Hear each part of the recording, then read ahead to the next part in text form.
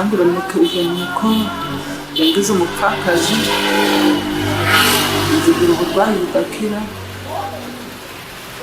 yicira barumuna banjye na bakuru banjye 6,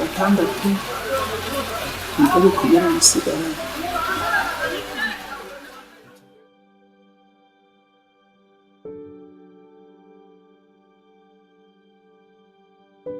Abarezi bagize uruhare muri jenoside, nje narafunzwe kuko nagize uruhare muri jenoside, maze gufungurwa ubwo ariko icunamo cyabagaho ntabwo nagaragaraga, nayishaga ndibwira nti wenda kuko nafite ipfunwe n'ikibazo.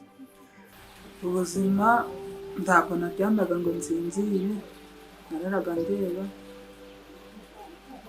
ngagwara umutwe udakira, umugongo, igifu, umutima ukigira gusimbagurika, mbese ndamahoro nari mfite nanarotaga abo bantu banje bapfuye.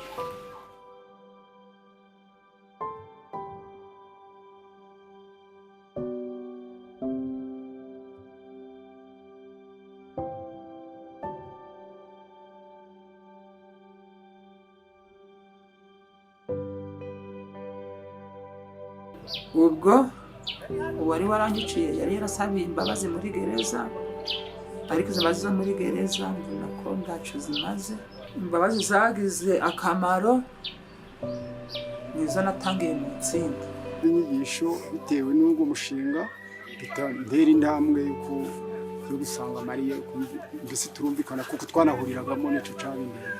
Mu itsinda niho byagize akarusho, ntakiri muri gereza nabonaga ko natazananyica. Mbese umva rino tsinda ryatugiriye akamaro gakomeye. Ubwo naje kubyiruka, mama ambwira yuko afite umuntu waje kugira uruhare muri jenoside, yica abantu bo mu muryango. Ubwo naje gutera intambwe, mbona umukobwa wandisetse numva ndamwishimiye, uza kumwishimira nagiye kujya kumuresha.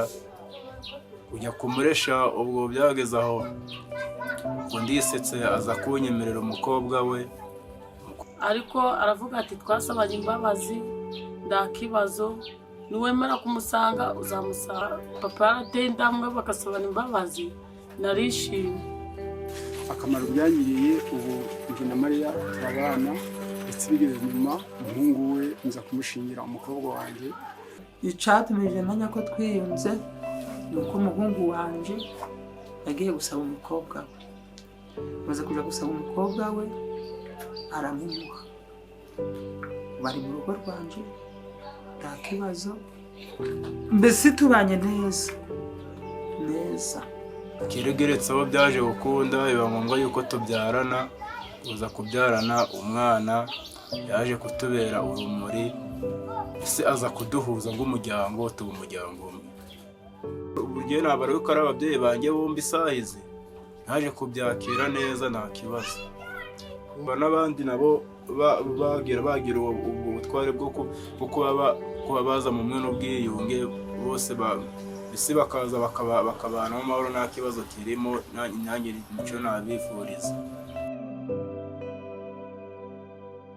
Our community, our social cohesion was totally destroyed by the genocide. Again, after the genocide, it was a big task to reunite again the society, to see how the destroyed social bonds can be built again. So international allied helped a lot in this journey. The locals also played a big role in our country in rebuilding again the social bond destroyed in the genocide.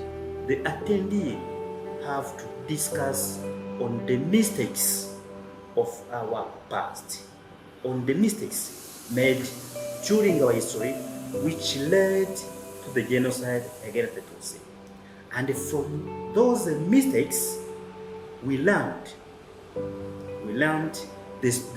the lesson we can build on in this time, so that's what happened never happened again. And I think 30 years later, we can at last start to celebrate, even if it's a commemoration. It's a commemoration of, yes, we went from the darkest place, but look at where we are now. And I think Rwanda has shown that human resilience has no boundaries, bounds. When you see a woman who has lost everything, for example, has lost her husband, her kids, and has the will and the power in her to forgive someone who's done that to her, a country can rebuild itself with a shared story. Here, when in Rwanda, at some point we started saying our story is that we're one, we are Rwandans, and we're going to work for Rwanda. I think that's our greatest strength. Njyewe ubutumwa nahereza abantu bagize uruhare muri jenoside ni ukureba ibyabaye, bakababazwa n'ibyabaye, bakababazwa n'ibyo bateje igihugu, bakababazwa n'imiryango basize nayo ifite ikibazo, bakabazwa n'uko bashize umutwaro muri leta ihari, n'uko bakwegera rero abakora icyaha noneho bakemera bagasaba imbabazi, ibintu by'ukwikeka bavamo, noneho bagatera imbere ngizo twateye. Ahazaza h'u Rwanda ni heza.